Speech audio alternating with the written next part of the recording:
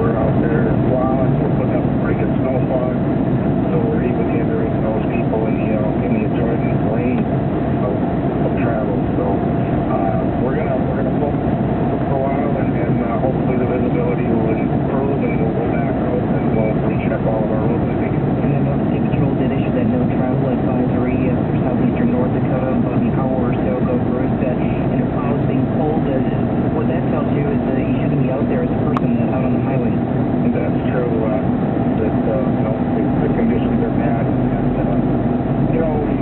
we worry about the safety of our own employees as far as being out there, and somebody comes up behind them and can't see them and get hit.